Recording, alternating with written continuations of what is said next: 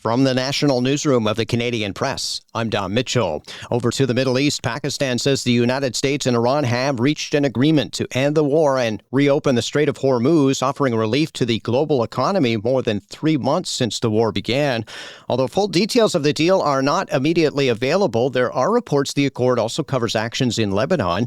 It comes as President Donald Trump urged no further attacks after the Israeli military said it launched strikes on Hezbollah targets in Beirut's southern suburbs, killing 3 people. Iran had threatened a military response, and its lead negotiator said on social media that the Israeli attacks suggest a lack of will and ability by the U.S. to fulfill its commitments to a deal. The signing of the agreement is expected Friday in Switzerland. It's not clear how quickly the Strait of Hormuz will reopen to all traffic. Elsewhere, ahead of the G7 summit in France this week, Prime Minister Mark Carney wrapped up an Irish pilgrimage today, visiting his family's ancestral home on the west coast of Ireland in County Mayo. Speaking to reporters, he explained why he visited. Further strengthening the relationship between Canada and Ireland at many levels, from cultural to economic, as well as our relations with the European Union. After a meeting with Ireland's head of government, Micheál Martin, yesterday, Canada and Ireland came to an agreement to work together on artificial intelligence, food security, pharmaceuticals, and biotechnology. Days after a deadly crash, a rural Ontario community is still dealing with grief from the tragedy, while the province's police force says it's preparing a new road safety blitz. The Perth County Detachment of the Ontario Provincial Police will kick off a new public awareness campaign next week, highlighting the dangers present at intersections. It says from 2021 to 2025, almost 5,000 motor vehicle collisions were recorded, and about a quarter of those collisions were intersection-related.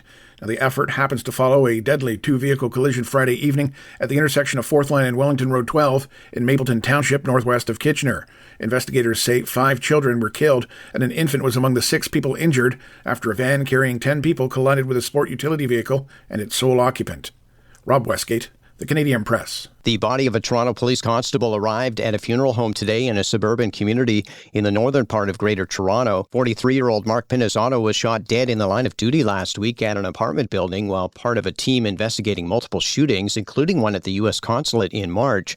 A 19-year-old who was hit in an exchange of gunfire is charged with first-degree murder. And finally, 12 people are dead after a plane crashed on a skydiving outing in Missouri this morning. Bates County Sheriff Chad Anderson told reporters they're still in the early stages of the investigation and have not discovered anything that would indicate what, if anything, went wrong with the aircraft. The plane took off, and then at that point, it went down. We're not sure exactly anything beyond that. The single-engine aircraft crashed while departing from Butler Memorial Airport, about 100 kilometers south of Kansas City. The NTSB and the FAA are leading the investigation into the cause. This is the Canadian Press.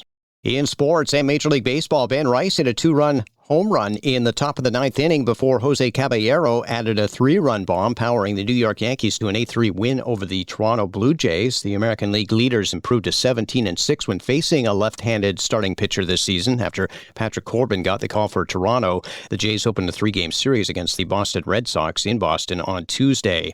Germany got a pair of goals from forward Kai Havertz in their opening match victory of the 2026 FIFA World Cup. They pounded debutantes Curaçao 7-1 in Houston. The Germans had 26 shots and 11 on target, while Curaçao had a total of 6 shots with just 2 on target. On the field right now, the Netherlands and Japan in Dallas. Later, the Ivory Coast and Ecuador square off in Philadelphia. Then the Swedes versus Tunisia in Guadeloupe, Mexico, closing out today's action. And the Carolina Hurricanes will seek to claim their second Stanley Cup title on the road, playing in Game 6 of their best-of-7 with the Vegas Golden Knights. From the Canadian Press, I'm Don Mitchell. Thanks for listening. Don't forget to follow and subscribe. For more of today's top stories, visit thecanadianpressnews.ca.